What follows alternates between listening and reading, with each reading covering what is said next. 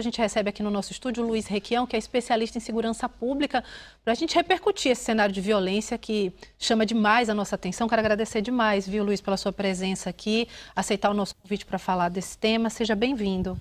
Bom, eu que agradeço, né, o convite de estar aqui hoje. Enfim, infelizmente falando desse tema, não é agradável. Já vi aí, né, quando eu saí cedo de casa ainda eram 60, mas já vi aqui que a informação é de mais de 100 pessoas. 132 pessoas.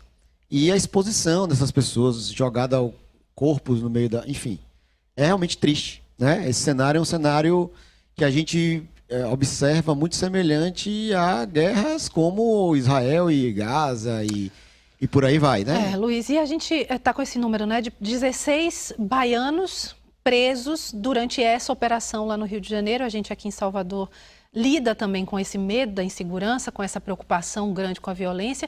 E quando a gente ouve essa informação, a gente se preocupa também porque, bom, se essas 16 pessoas que estão lá estariam envolvidas, né, com a criminalidade ou não, e aquele medo, né, do que pode acontecer com a gente também, né? Nós, moradores de uma grande cidade do Nordeste brasileiro, Salvador é uma metrópole que enfrenta também esse cenário de violência. Como é que você vê essa situação? Na verdade, a gente precisa primeiro entender que esse problema não é um problema do Rio de Janeiro, não é um problema de Salvador, não é um problema de São Paulo, é um problema nacional. E como problema nacional, ele precisa ser resolvido de maneira nacional, né? Então, o primeiro ponto, e aí a gente sempre bate nessa tecla, que de um lado eu tenho organizações que agem como empresas privadas, e aí eu gosto de fazer esse paralelo para que as pessoas compreendam, como empresa privada no sentido que eu tenho mais eficiência, eu tenho mais rapidez, eu tenho recurso para poder organizar de uma maneira muitas vezes mais efetiva do que o Estado brasileiro de forma geral. Porque o Estado, naturalmente, ele é burocrático, ele precisa passar por algumas etapas, eu preciso passar por alguns processos para que eu possa fazer algumas ações. Então, de um lado eu tenho vamos dizer, essa dinâmica um pouco mais privada, efetiva, versus burocracias do Estado. Além de tudo, eu preciso, obviamente, de uma ação nacional. Então, temos aí, né, a PEC da Segurança Pública, está em tramitação no Congresso, e está em tramitação no Congresso há muito tempo. E eu acredito que isso deveria ser efetivamente algo importante, e isso deveria estar como pauta número 1 no nosso Congresso Nacional. E, infelizmente, por várias outras questões, a gente não vê isso acontecendo no cenário do Congresso. O Congresso fica debatendo outras coisas supérfluas a ponto, no sentido de algo que impacta as pessoas.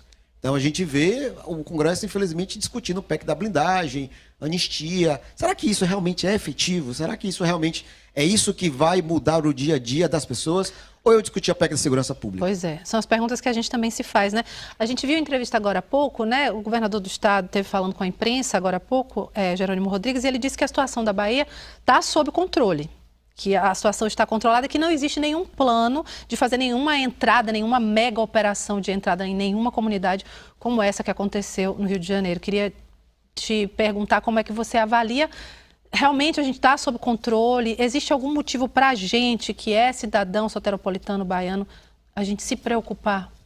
Se preocupar, eu posso dizer que a gente sempre tem que se preocupar, porque como foi colocado aí nessa operação do Rio, tem pessoas que são baianas, né, enfim, ao que parece, envolvidos, que são baianos que estavam nessa comunidade. O que nos demonstra, inclusive, as pessoas da região do Pará também, então, o que demonstra que essas organizações elas não estão locais.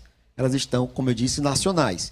E como nacionais que são, ou seja, há aí uma troca de informações, há uma troca de tecnologia, uma troca de expertise de maneira nacional. O que quer dizer que, muito provavelmente, e a gente já percebe isso em alguns cenários, há uma transferência das práticas e das condutas do que acontece, por exemplo, no Rio de Janeiro, em Salvador ou Bahia, de forma geral. Então, preocupar, a gente precisa se preocupar, a gente precisa estar atento.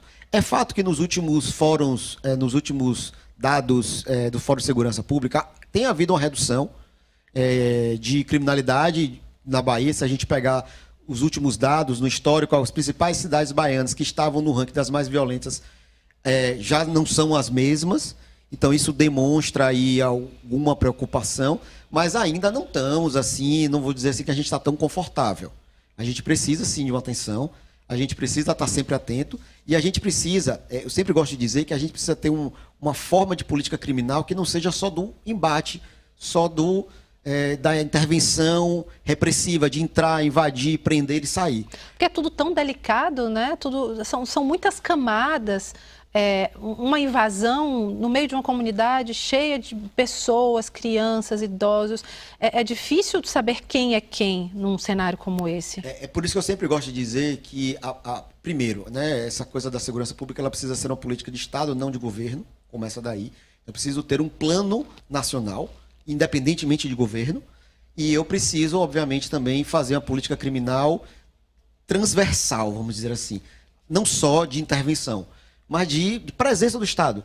Então, quando o governador do Rio, inclusive, fala da DPF, né, das favelas e critica, a gente precisa ter muito cuidado, porque a DPF, na verdade, determinou que o governo do Estado do Rio de Janeiro realizasse algumas ações de ocupação daqueles espaços. A pergunta que você faz, ocupou esses espaços?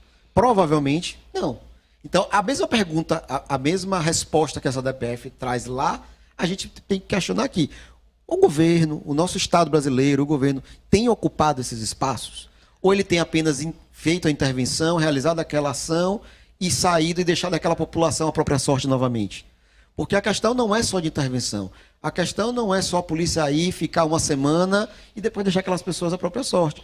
Mas é uma ação do Estado efetivamente presente, das mais variadas maneiras. Educação, saneamento básico, urbanização, coisas que parecem simples, como consertar uma calçada. Consertar uma calçada é uma urbanização que é uma política criminal.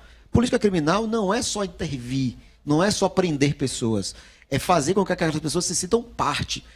Muitas dessas regiões já são marginalizadas geograficamente. Então eu preciso que essa marginalização geográfica não aconteça.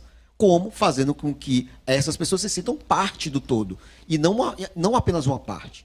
E Obrigada. Isso, obviamente, é uma ação que precisa ser feita como política de Estado. Excelente, Luiz. Quero te agradecer demais pelas tuas considerações, trazer a sua análise tão ponderada, tão inteligente. Obrigada pela sua presença aqui nesse dia. Espero receber você aqui para a gente falar de avanços e de melhores notícias. Obrigada, uma boa tarde para você. Nada, eu que agradeço o convite e podem me convidar sempre, que eu sempre estarei disponível para vocês. Um abraço. Obrigada.